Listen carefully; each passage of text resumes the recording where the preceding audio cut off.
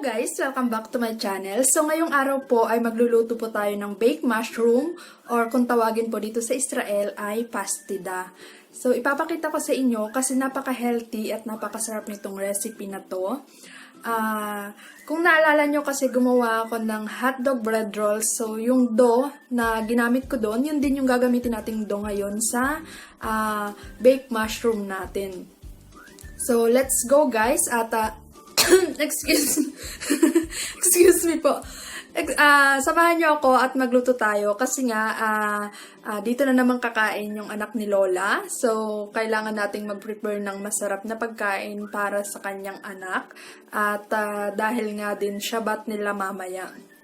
So, let's go guys sa kusina at magluto na tayo.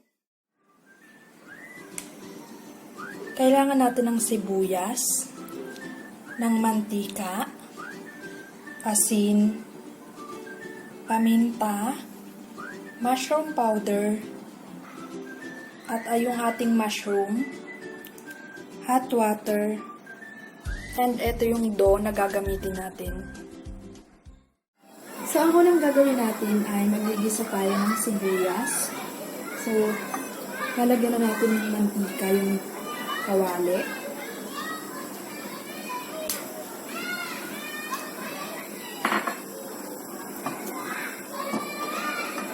Ayan, medyo mainit na siya. So, ilagay na natin yung sibuyas.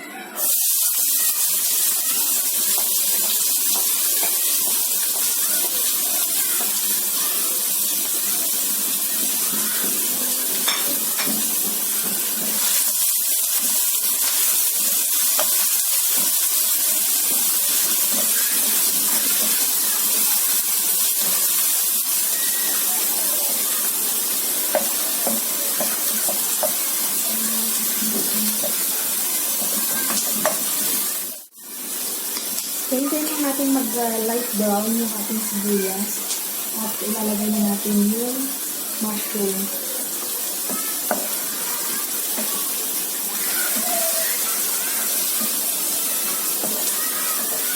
So, okay na yung sibuyas natin guys.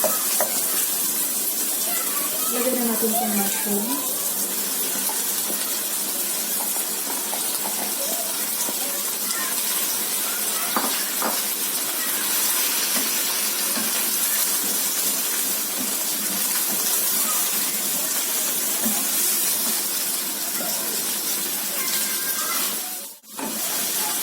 So, takpan po natin yung ating kawali habang niluluto natin yung mushroom. Hintayin lang natin na maluto yung mushroom and then titinduhin natin.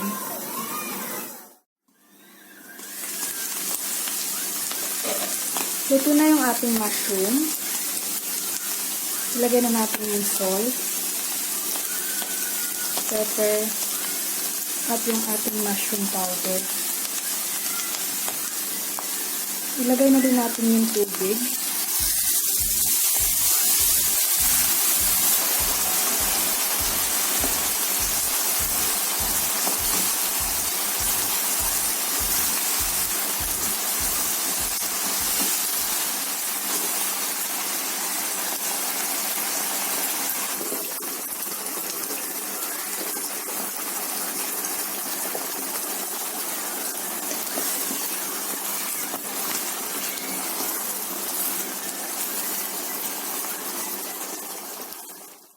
Ilalagay lang natin itong mushroom dito sa ating dough.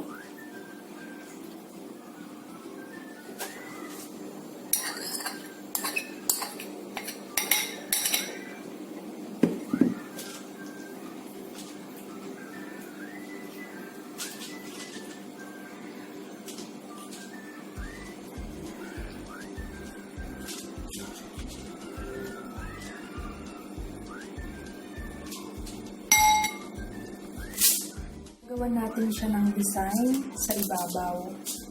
So, meron tayo dito natirang dough. Ito yung gagamitin natin.